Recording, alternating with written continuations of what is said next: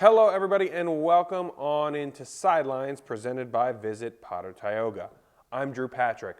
On today's episode, we talk basketball's exciting weeks with head coach Amy Senefelder on the women's side and Scott Woodring on the men's side, plus talk a record-breaking track weekend with Kory Wharton and Aliyah Serrano. It's going to be a great show. Do not go anywhere.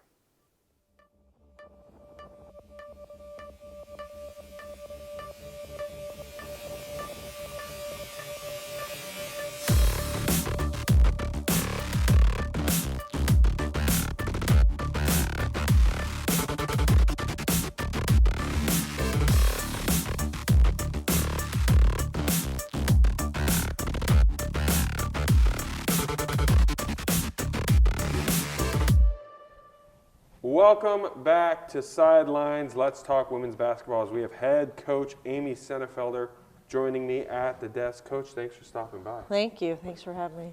So we're here kind of getting towards the meat. Actually, I would say we're in the meat of the season. Going forward this past week, 3 games.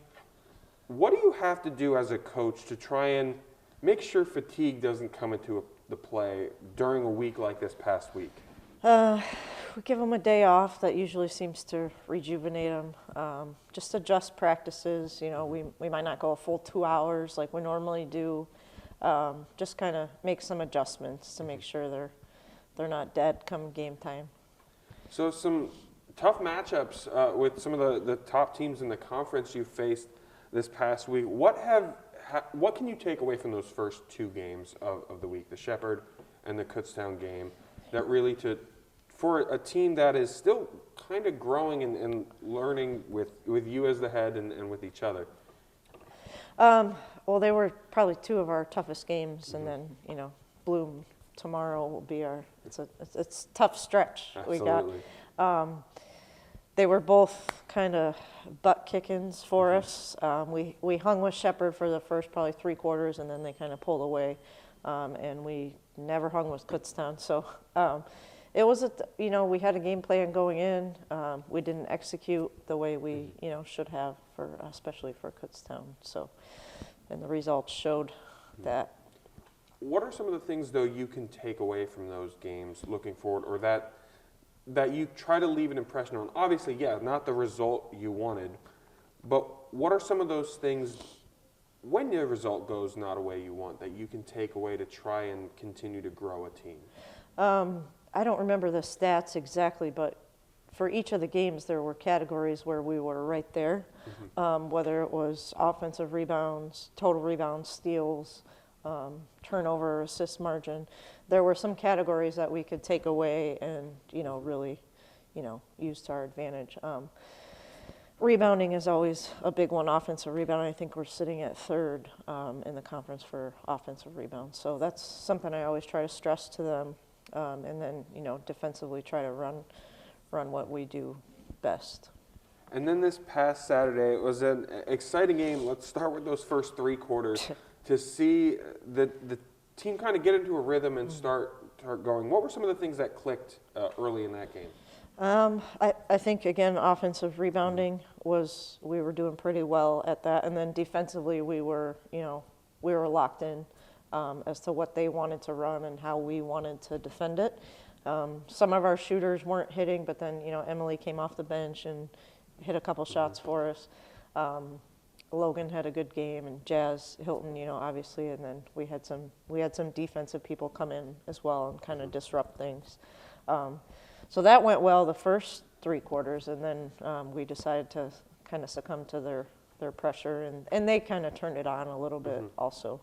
So yeah, let's talk briefly about that 4th quarter. Obviously, they go and tie the game up by the end of it, but throughout that quarter, do you think the fatigue of the week came into that? Do you think it was just mental lapses, or what were some of the things that that's correctable, but that led to that 4th quarter? I think that it was more mental. I don't think they were fatigued because of practices leading up to that, and I think it was much more a mental game. Like we had that experience at Millersville where they pressed us, we didn't do so well, and then Westchester started picking us up full court and causing turnovers. And I think mentally we kind of, you know. But I mean, that end of the game, to get some of those big shots at the end of the game that you needed, what were some of the things that you and Coach Woods were saying to the group there at the end of the game, before and even right before the overtime period, to try and get that mental aspect back? Just kind of reminding them, hey, we're still in it. You know, we're tied. It's 0-0. You know, we did this 30 minutes ago. We can do it again, you know, right now. So just kind of reminding them we're still in it, we're still in it, we're still in it. And I didn't know what was going to happen, to be honest. I didn't know if we were going to kind of tank after, you know, they made that big comeback, or if we'd kind of hang in there and do what we need to do. And we hung in there and got the win. How important, and especially watching these games and seeing kind of the vocal leader that Jasmine Hilton has grown into, how important has that part of her game? We've seen the on-court stuff, but that part, how important has that gone to her game? I think very important for more so not just her, but for our team. You know, in practice, she's always the one you can count. She never misses, you know, counting a made basket when we're doing team drills, or she never misses a high five, those type of things. So I'm always on them to be talking and those types of things, and she's one that I never have to remind. So it's kind of like she's a good role model for the team, you know, and what I want them to all become. And speaking of Hilton, the three-point shot there at the end, which she's not a three-point shooter, but able to get that shot. What's going through your head when she takes Don't that shot? shoot it. Just because, I mean, she does practice. It's something she practices. We work on that. But it's just not, sometimes she rushes it. That one, I think she was pretty open. It was in rhythm, so I didn't cringe too much. But sometimes she forces it, so that's why I'm like, you can get a better shot. But maybe not a cringe, but definitely a holding of the breath there. Yeah. For that. But that shot ultimately gave you guys the lead for good in that one. So being able to have a game like this where there's so many mixed emotions throughout the game, what does that do to either the team's psyche and then going forward some of the lessons they can take away from it like that? I think it gives them confidence that they can do it. I don't think we've had an overtime game this year. I'm not sure when the last time is that we won an overtime game at Mansfield. So I think it gives them some confidence. You know, we've been stressing teamwork all week. The last 2 weeks, you know, staying together, those type of things. So I think they did that, and it showed the positive result. And that game, and then this game Wednesday, it was supposed to be your second meeting with these teams. But with COVID and weather and all that fun stuff, looking at Bloomsburg, they're a really good team as well. What can you expect from that team, and what are some of the things and the keys for this Mansfield group? They play solid defense, probably, in my opinion, one of the best defenses in the conference, especially in the East. So it's going to be tough to score on them, and we have trouble scoring sometimes anyway. So we're going to have to run our stuff and hope that they have an off night. No, they're solid. We just have to run our stuff and stick to it, you know, and not give in to their pressure. Being on the home court is going to help, especially against their head coach, who has a history, let's just say, on this court, being the all-time leading scorer here. So and having a third straight home game, do you think that's a benefit to going into tomorrow's game? Yeah, I think we tend to play better at home. You know, sometimes we have trouble getting off the bus on those far away trips. So I think I've tend to notice they like, you know, they're more comfortable playing at home, as most teams are, but seems to give them a little advantage, I think. And then looking forward to this weekend, obviously I don't want to have you look past this Wednesday, as that's a big game, but then traveling down to Shippensburg for the Saturday. That's a team you guys faced this year. That's a team you guys beat this year by a good margin that they'll definitely have revenge on their minds. Yeah. So putting together some of the things you said, the fact that it's on the road and trying to get the team off the bus, you know that team's coming in with a revenge mindset. What do you have to say, and what do you kind of have to do to prepare for the expected aggressiveness that's going to come this weekend? Yeah, and they just beat Seton Hill last night, so that they're kind of on and they beat Bloom, so they're kind of on a little streak, and they can be streaky. So you're not sure what group you're going to get. It's going to be really scary, or we're going to be able to compete. But I'm hoping the girls will be motivated enough, just knowing when we played them the first time, they didn't have one of their starting post players because of COVID, so. That was kind of used against us, like, oh, you only won because they didn't have their, best post player. So I'm hoping I can use that as a little motivation, but I really hope they just get off the bus and come ready to play, because, Ship will be ready for us. Well, Coach, it should be a fun week for you. Thank you so much for stopping by. Thank you for having me. And Sidelines continues after this. Do not go anywhere.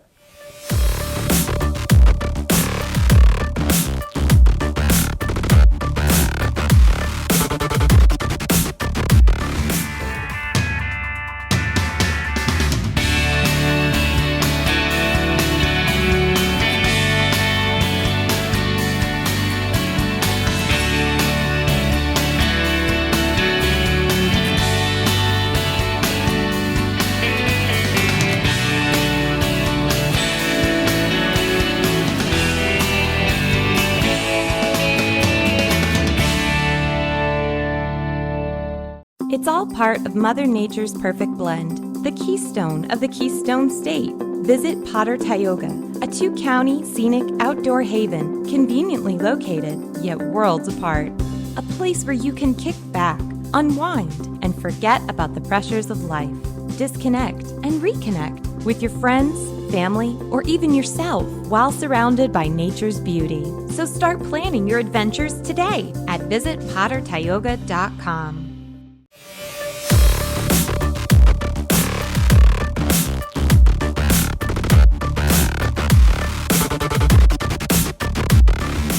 Welcome back to Sidelines. Let's talk men's basketball, as we have joining me at the desk, Scott Woodring. Scott, thanks for stopping by. Yeah, thank you, Drew. Thanks for having me. So this past week, it was a kind of a tough stretch, 3 games in a week to have to manage. What do you have to do to manage fatigue in a week like this, where there's a lot of games? And really, I could say 4 going back to last Saturday as well. Yeah, exactly. So it's a lot. It's a lot on your body. So definitely a lot of stretching. For me, I use a foam roller rollout, just keep my muscles loose. So just stretching before and after practices is really important, especially when you have a lot of games in a short amount of days. So just doing that and icing, things like that is important for your body.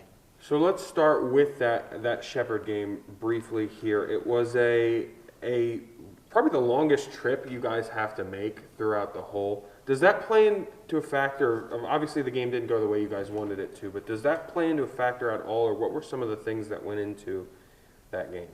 Well, yeah, you're exactly right. It's a really long trip, so it was really hard to go on a bus for 4 hours all in one day and then play a game.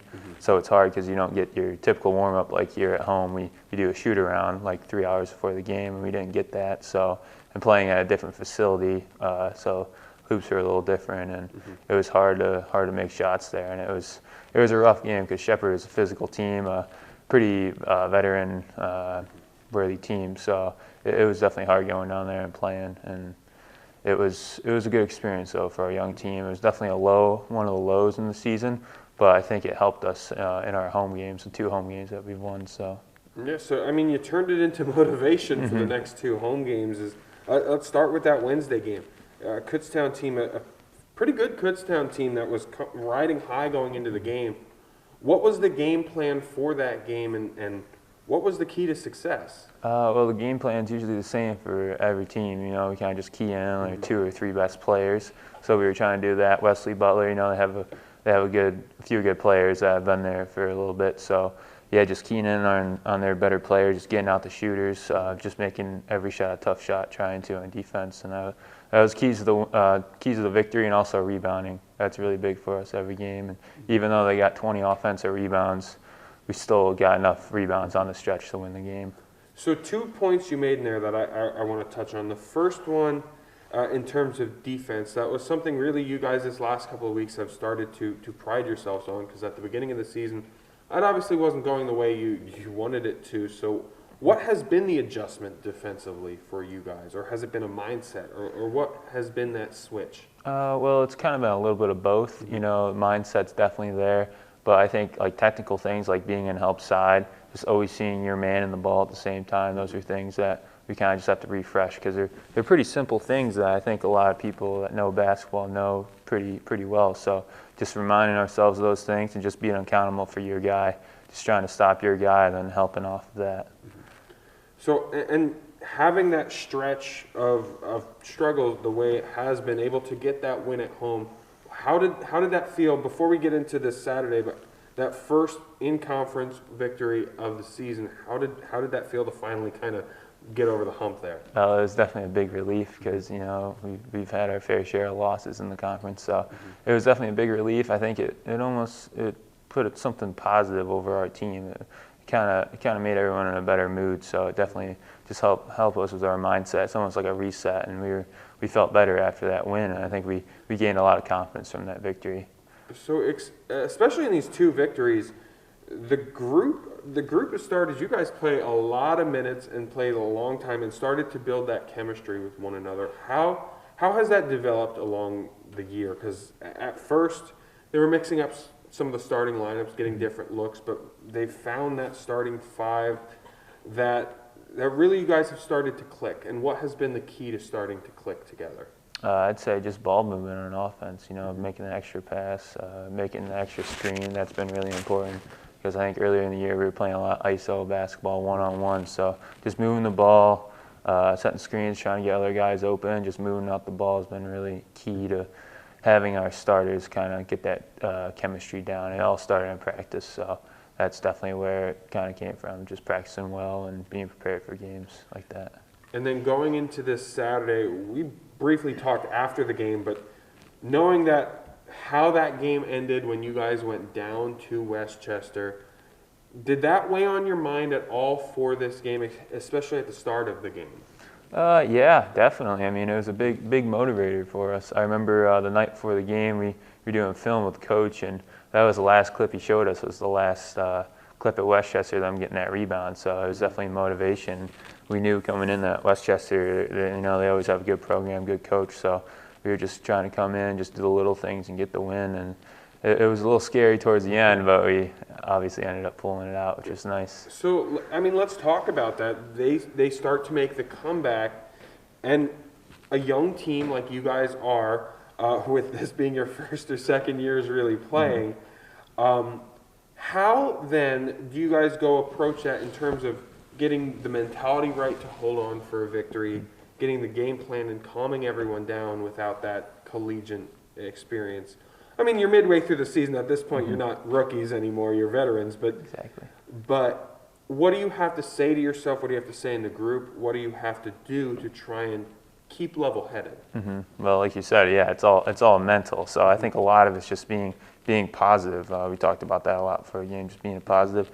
No matter how things go, whether it's a high or a low in the game, just staying the course and just always staying right on track. So that was definitely big towards the end of the game, just reminding each other in the huddles and stuff that we were good, that we were still going to win, and kind of just trying to play it through our mind how it was going to go and get enough stops and make enough free throws and win, which we did. So it was definitely pretty mental towards the end. And the reason I also brought up the fatigue aspect of it early on is that Westchester team, they were rotating pretty much line changes in and out, where you guys primarily stuck with that top five group, with Cody then coming in for you occasionally. What was, again, I guess it's sort of a similar question, but the mindset of not worrying about tired, not worrying about fresh legs, just coming in and doing your job. How do you approach that? Well, you kind of just play one play at a time, and kind of just not take breaks, but almost just be smart about how you're using your energy for. Make sure you're just using it a lot on defense and almost resting on offense. That's what a lot of coaches told me over the years. So just being mindful of that and just knowing if anything, like if you ever got tired, you know, we got guys just in case. So knowing that, just going out there and playing hard definitely eases your mind. So just staying the course and just trying to almost conserve energy in some places where you don't have to use as much energy. It's definitely important, especially if you're playing a lot of minutes like our starters. Yeah, because you were definitely in some battles down low in that game, absolutely. For sure. So let's look forward to this week. Bloomsburg is the opponent, and this should have been the second meeting with Bloomsburg, but with COVID and the weather and everything that can go, this is the first meeting. What do you expect from this Bloomsburg team, and what are some of the things that you guys are going to have to do to get a third straight home victory? Well, they definitely have some experience. They have some good guards that have been there for a while. They have the Mortelli kid. His brother there was the all-time leading scorer at Bloomsburg, I think. So he's a shooter. I think he had 33 in one of their last games. So we got to key on him, getting a hand up with him and running him off the line. They got Justin Anderson. Who's had a lot of experience there. So stopping him, having the game plan on him is big too. And then down low, they have a lot of big. They probably have good three big guys that are physical and they all can rebound. They can get some buckets down low. So just always being there to box out and get rebounds is big, and then just keying on their shooters and their guards. So a little bit of everything for Bloomsburg. Absolutely. And then obviously I don't want you to look past Wednesday's game, but then this weekend coming up, Shippensburg. It's the second matchup with this team. Obviously, the first one, you guys made a valiant comeback effort there. What can you take away from that first matchup with this team that will prepare you for round 2 at their place? Mm-hmm. Well, I think when we played them at home, we didn't get off to, or we kind of lagged behind in the second half. So I think just trying to limit their runs, because they went on a couple big runs that kind of put us down 20, kind of put us in a big hole, and we had to come back there at the end. So I think just limiting their runs and just knowing, hey, they're going to make their shots. They're a good team, good program, good coaching. So we kind of just have to stay the course just like anything else and just hang in there even if things are going bad, because like last time showed, I mean, we were down, 17 with 3 minutes to go and ended up almost coming back and winning. So just going down there with that mindset that we can hang with them is going to be big for Saturday. Well, Scott, thank you so much for taking the time and stopping by. Yeah, thank you, Drew. I really appreciate it. And Sidelines continues after this. Do not go anywhere.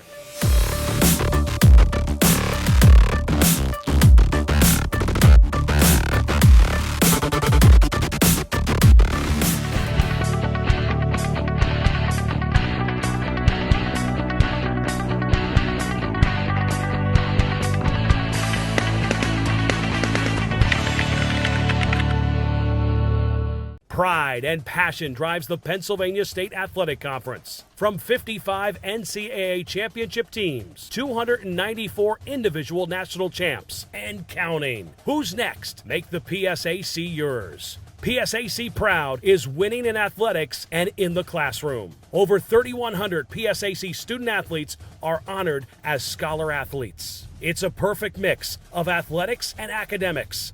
It's time to make the PSAC yours.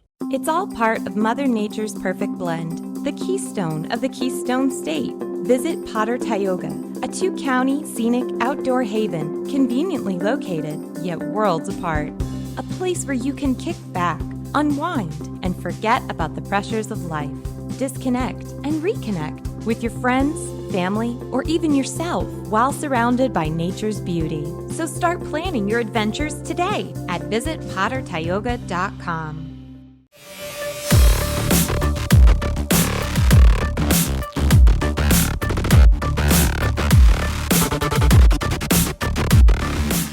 Welcome back into Sidelines. Let's talk track and field now. As joining me at the desk, we have Kory Wharton and Aliyah Serrano. Thank you both so much for stopping by. Thanks for having us. So let's talk about that. This is your first years with this program, whether it is coming in as a freshman or whether it's transferring in. What has that been like for you adjusting to this program?